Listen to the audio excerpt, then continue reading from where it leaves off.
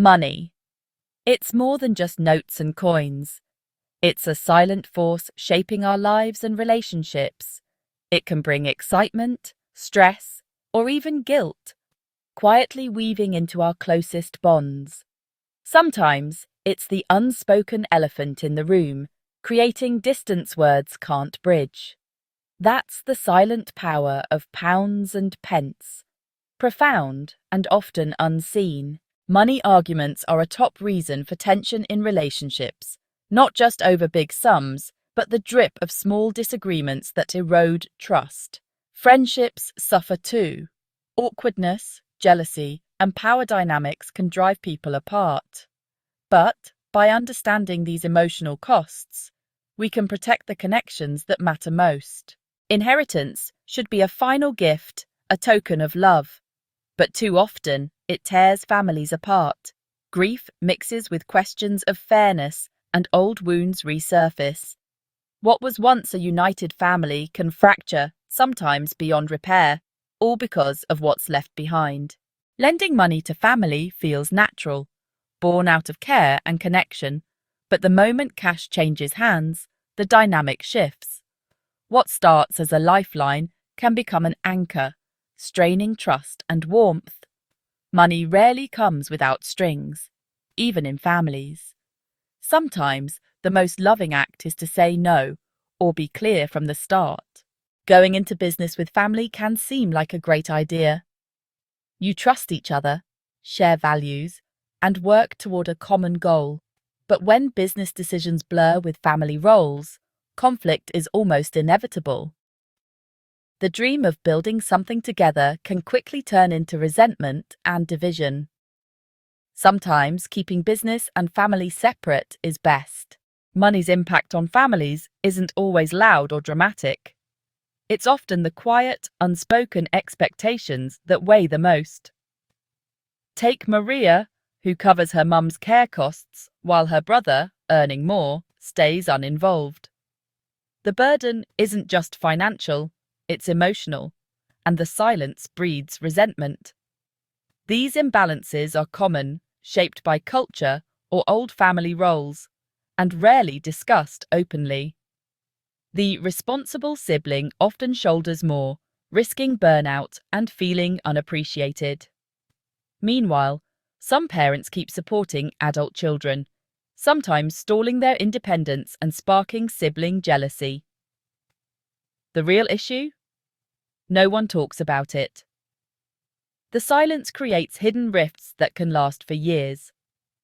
Open conversations about money and boundaries are tough, but they're essential to prevent resentment from festering. It's not about pricing love, it's about fairness and honesty. Without dialogue, families risk letting unspoken financial duties quietly erode their bonds. Breaking the silence is the first step toward real understanding. Sometimes, family money issues go beyond misunderstandings. They become outright betrayal.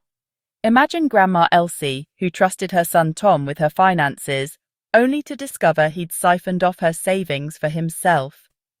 The fallout? Heartbreak, fractured trust, and a family torn apart by anger and disbelief. Financial betrayal isn't rare. It can be a sibling forging documents, a relative manipulating a will, or a partner draining joint accounts. The motives vary: addiction, desperation, entitlement, but the result is the same. Trust destroyed, relationships shattered. Even if the money is recovered, the emotional scars linger, sometimes for life. Families split into factions, suspicion grows, and every interaction is tainted by doubt. Rebuilding trust after such a betrayal is monumental, often impossible. Money can corrupt even the closest bonds, leaving wounds that never fully heal. The true cost isn't financial, it's the loss of faith in those you love. A small loan between friends seems harmless. A tenner here, 20 quid there. But when repayment lags, discomfort grows. It's not about the money, but the principle and trust. You hesitate to ask for it back, fearing awkwardness or seeming petty. Meanwhile, you see your friend spending elsewhere, and resentment quietly builds. The unspoken debt becomes a wedge, turning a tiny sum into a big issue. If you bring it up, the response can range from genuine apology to defensiveness, sometimes leaving a lasting awkwardness. Sometimes, even after repayment, the friendship feels changed. It's surprising how a small loan can unravel years of camaraderie. The lesson? Clear communication, even about small amounts, matters. Don't let silence over a few pounds cost you a friendship. Sometimes, it's not the money, it's what it represents. Address it early, before a small rift becomes a permanent divide. Socializing with friends should be fun, but money can quickly complicate things. The bill arrives, and suddenly fairness is up for debate, especially when spending habits differ. There's always someone ordering extravagantly, then suggesting to split evenly, or the friend who forgets their wallet. These small patterns, if repeated, breed quiet resentment. You start to feel taken for granted, and the joy of going out fades. It's rarely about a single incident, but the slow build-up of unfairness. Over time, you might avoid certain friends or gatherings altogether. Friendships rarely end in a dramatic fight over a fiver. They erode, bit by bit. The real cost isn't the money, but the loss of connection. Sometimes the price of splitting the bill is higher than it seems. Friendships often start on common ground, similar incomes, shared struggles. But life changes. One friend's fortunes rise, the others don't, and suddenly plans become unaffordable for one side. Invitations to expensive dinners or luxury trips can leave you feeling left out or inadequate. It's hard to keep up, and harder to admit you can't. Shame and distance creep in, and shared experiences dwindle. Sometimes the wealthier friend doesn't notice the gap. Or worse, a subtle superiority emerges. The friendship fades, not from conflict, but from growing financial distance. The common ground shrinks, and connection slips away. Money doesn't have to end friendships, but unspoken differences often do. Honest conversations can help, but sometimes lifestyles just drift apart. Celebrating milestones with friends should be joyful, but money can add pressure. Lavish gifts or expensive group events set unspoken standards, making others feel inadequate or stretched. The urge to keep up can turn thoughtful giving into quiet competition. Group trips or big celebrations often highlight financial differences, leaving some feeling resentful or excluded.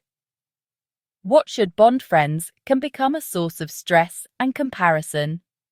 The best gift? Respecting everyone's financial boundaries. Open conversations about budgets and expectations can prevent hurt feelings. True friendship isn't measured by price tags, but by understanding and care. Celebrate each other, not your spending power. Sometimes, the most meaningful gesture is simply making everyone feel included. "Don't worry, I'll get this one," a friend says, waving away your attempt to pay for coffee or lunch. It's a lovely gesture, isn't it? Especially if you happen to be a bit short on cash that month, or just feeling the pinch. You feel grateful, appreciative. It feels like a true expression of friendship, a little act of kindness that brightens your day. These moments of generosity can really strengthen a bond, making you feel cared for and valued. There's a warmth in that offer, a sense of easy give and take that feels comfortable and right between good mates. But what happens when that my treat scenario starts to feel a little one-sided? Or what if there's an unspoken expectation that if they pay for this, you'll have to reciprocate with something of equal or even greater value next time, and you genuinely can't afford to? The generosity, which initially felt so kind, can start to feel like a weight, an obligation. You might start to feel uncomfortable accepting. worried about the invisible debt you're accumulating. It's no longer a simple kindness, it's becoming a transaction, and that changes the feel of things considerably. Then there's the friend who is always borrowing small amounts. A fiver for a taxi here, money for a sandwich there, always accompanied by a breezy, "Oh, I'll get you back, mate. Don't worry." But somehow, getting you back never quite happens. The mental tally of these small unrepaid sums starts to grow. It might seem petty to keep track, and you probably don't want to, but the pattern becomes noticeable. It's not necessarily the amount of money that's the issue. It's the feeling that you're being taken advantage of, that the respect isn't mutual. This isn't about being mean or stingy. It's about fairness, balance, and mutual respect within a friendship. When one person consistently gives, whether it's through grand gestures or a series of small forgotten loans, and the other consistently takes without acknowledgement or reciprocation, the equilibrium is broken. Trust begins to erode. The friendship itself can start to feel devalued, as if your kindness or your financial stability is being exploited.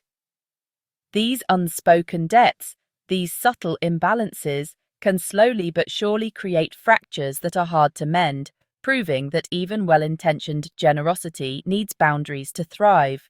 Why does money get such a tight grip on us and our relationships? Even a small difference in income can tip the scales, creating a subtle power imbalance. Suddenly, the person holding the purse strings might call more of the shots, often without realizing it. Over time, this can create distance, resentment, and a sense of inequality, turning money into a tool for control. Isn't it strange how money is still such a taboo?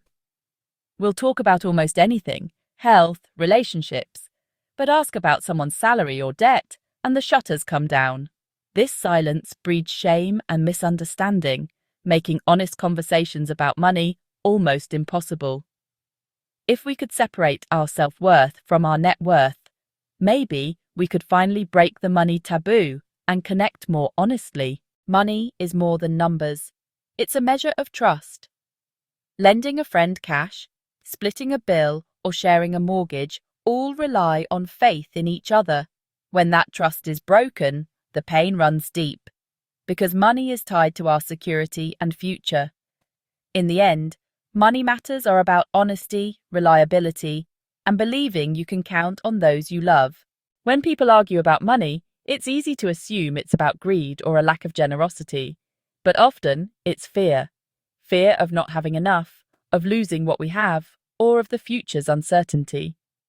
This anxiety can drive destructive behaviors in relationships, making us act irrationally, but for reasons that make sense in our worried state. Recognizing these fears in ourselves and others lets us approach money talks with more empathy. When it comes down to it, money is rarely just about the paper notes or the metal coins. It's what those things represent to us that gives them such power. Money is a symbol. For some, it symbolizes security, the feeling that they can weather any storm. For others, it's a symbol of freedom, the ability to make choices and live life on their own terms. It can represent love, when given as a gift or used to care for family. It can also, unfortunately, symbolize status, success, or even power over others. We all imbue money with these deeper meanings. So, when people fight about money, they're often not just fighting about the money itself. They're fighting about these underlying symbolic values. A couple arguing about spending on a holiday. One might see it as a frivolous expense, money as security, while the other sees it as a vital opportunity to create memories and show love, money as experience or affection. An argument over a small, unpaid loan between friends might not be about the £10. It might be about feeling disrespected or undervalued. Money, as a symbol of trust and respect. Recognizing this symbolic layer is crucial. These symbolic meanings are deeply personal, aren't they? They're shaped by our upbringing, our experiences, our culture, and our individual personalities. What a gift symbolizes to one person, say, a spontaneous token of affection, might feel like an uncomfortable obligation to another. One person might see pooling all finances in a marriage as the ultimate symbol of partnership, while another might see maintaining separate accounts as a symbol of independence and mutual respect. There's no right or wrong here, but these differing perspectives can easily lead to conflict if they're not understood and communicated. Psychologists often urge us to look beyond the surface of financial disagreements. Dr. David Kruger, an expert on the psychology of money, says, "Money is a story we tell ourselves about what we value. If we can start to understand the story that money tells for ourselves and for our loved ones, we can have much more meaningful conversations. Instead of arguing about the cost of something, we can talk about what that spending or saving means to each of us. It's about getting to the heart of what we truly value and finding ways to honor that in our relationships, with or without a hefty price tag." In the UK, we're famous for our reserve, polite, quiet, and never making a fuss. But when it comes to money, we clam up even more. Bring up salaries or bills, and you'll see awkward silences and shifting seats. This taboo can lead to misunderstandings, bottled up worries, and distance between friends and family. Sometimes our politeness comes at too high a price. Around the world, families handle money in strikingly different ways. In the UK, independence is prized, but in many Asian, African, and Middle Eastern cultures, financial support flows across generations, seen as duty, not burden. These ties can bring both pressure and deep belonging, shaping how we relate to money and each other. How we see wealth and how we show it varies across cultures, shaping our friendships in subtle ways. In some places, showing off success is celebrated. In others, it's seen as boastful. Sometimes, wealth whispers instead of shouts, and that can make things awkward between friends. Money in our mixed-up globe. Our world is more connected than ever before, isn't it? People move countries for work, for love, for a new life. We consume media from all corners of the globe. And this wonderful mixing of cultures inevitably brings different financial attitudes and expectations into close contact, sometimes under the same roof. When people from different cultural backgrounds form relationships, whether as partners, friends, or colleagues, they bring with them their ingrained money scripts. And sometimes, those scripts can clash quite dramatically, requiring a whole new level of understanding and negotiation. Imagine a couple where one partner comes from a culture where family financial obligations are paramount, expecting to send a significant portion of their income to relatives back home. The other partner, raised in a more individualistic society, might see this as a drain on their shared finances, money that should be prioritized for their own household or future. Neither person is wrong. They are simply operating from deeply learned cultural norms. Navigating this requires immense empathy, open communication, and a willingness to find compromises that respect both perspectives, which isn't always easy. Even simple things, like attitudes towards debt, saving, or generosity, can differ wildly. In some cultures, taking on debt for education or a business is seen as a normal investment in the future. In others, debt is heavily stigmatized. Gift-giving customs can also vary hugely, from the expected value of a wedding present to whether you split the bill on a date. These aren't just minor details, they reflect fundamental values.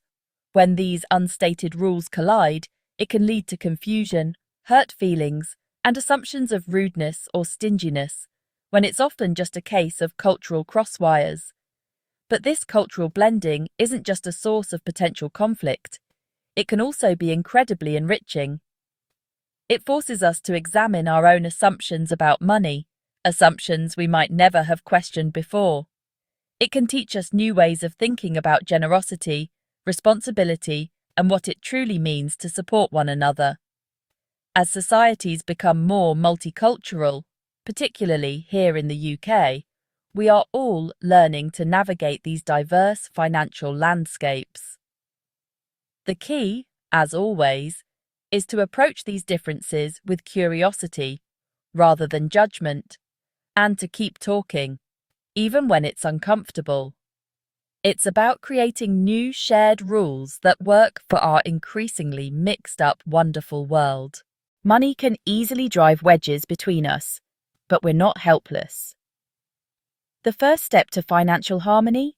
Start talking about it, even if it feels awkward. Choose a calm moment, maybe over tea, and begin gently with your own feelings. Use I statements to keep things collaborative. Listen as much as you talk. Make these chats routine, so money talk becomes just another part of caring for each other. Talking about money is a great start, but setting financial boundaries is just as important. Boundaries aren't about being mean. They're about being clear and honest about what we can and can't do. Lending money? Be clear. Is it a gift or a loan? Write it down to avoid misunderstandings. And remember, it's okay to say no if you're not comfortable. True enjoyment comes from shared experiences, not financial strain. Sticking to your boundaries builds respect and long-term harmony. The best way to avoid money-causing rifts in families or partnerships is to plan together. Honest conversations about shared goals make all the difference. When you're both excited about your objectives, managing money becomes a team effort, not a chore. Find a fair system for expenses.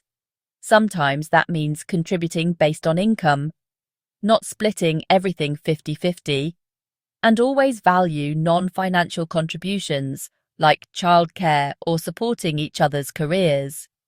Don't hesitate to seek professional advice. Protecting your loved ones is what matters most. Beyond budgets and boundaries, the most profound safeguard for our relationships is financial empathy. Everyone has a unique money story shaped by their experiences. A little empathy can transform judgment into understanding, and forgiveness helps us move forward. Ultimately, love, trust, and open communication are the true foundations, far more valuable than money itself. Money can strain even our closest relationships, but it doesn't have to be that way. The real wealth in life is found in our connections, not our bank accounts. With honest conversations, empathy, and clear boundaries, we can protect what matters most. Let's value connection over currency and build relationships strong enough to weather any financial storm.